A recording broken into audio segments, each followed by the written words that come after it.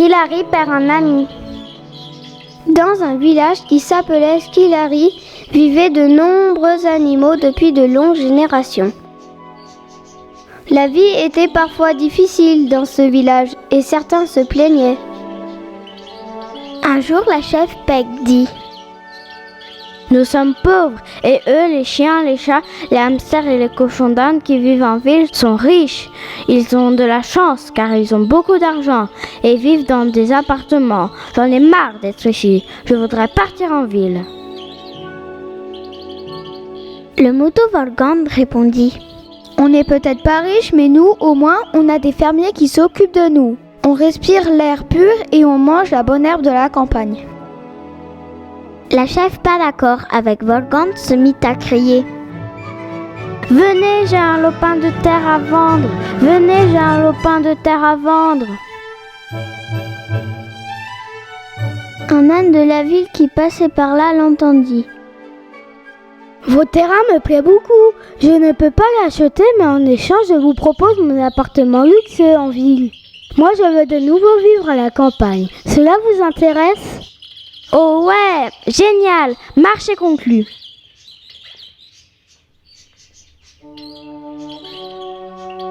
À la fin de l'hiver, à Skilary, tous les animaux se mirent au travail.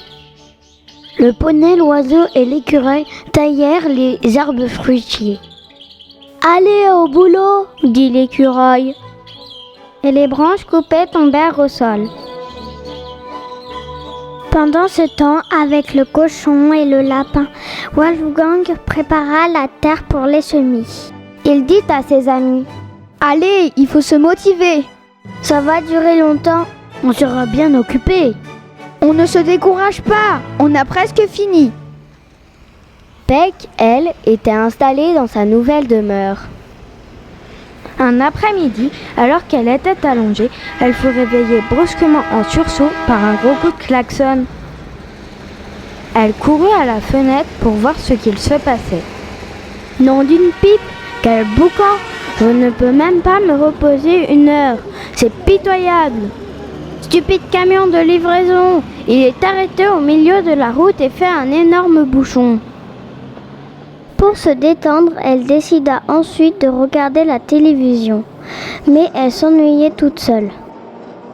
Je vais faire un petit tour du quartier pour prendre l'air. Berk, j'ai marché dans une crotte de chien. Mais qu'est-ce que ça fiche sur un trottoir? C'est sale.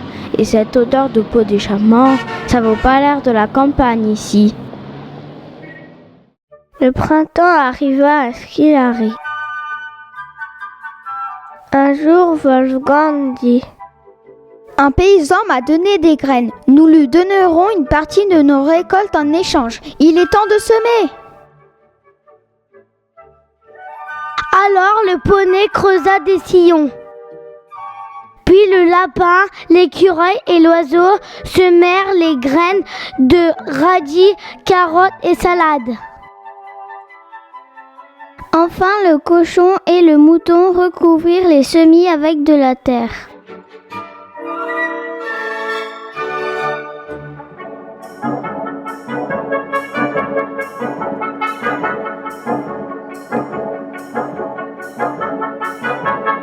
Quelques semaines plus tard, Wolfgang dit à ses amis: Allez, on va récolter les légumes. Ce jour-là était un grand jour pour les animaux de la ferme. Ils commencèrent à déraciner les radis joyeusement. Allez, on tire, on remonte, on tire, on remonte. Quand la récolte fut terminée, ils vendirent une partie des légumes au bord de la route et se partagèrent ce qu'il restait sans oublier de remercier le paysan. On a fait du beau boulot, les amis. L'été suivit et Peg se plaisait de moins en moins dans son appartement. Oh là là, qu'est-ce qu'il fait chaud! J'ouvrirais bien la fenêtre, mais ça sent mauvais cette odeur de pollution. Je ne supporte plus la ville. Elle repensa aux merveilleuses choses de la campagne et à ses amis. Elle décida de retourner à Skilary. En arrivant, Peg dit aux animaux du village: Mes amis, vous m'avez tellement manqué. L'âne ne m'avait pas tout dit. Je ne suis pas née pour vivre en ville. Vous voulez bien que je revienne? Je vous promets qu'il n'y aura plus de disputes. Te voilà, tu nous as manqué aussi. Aide-nous à récolter les fruits et les légumes. Et faisons une grande fête avec de la musique. Et des petites toasts pour ton retour.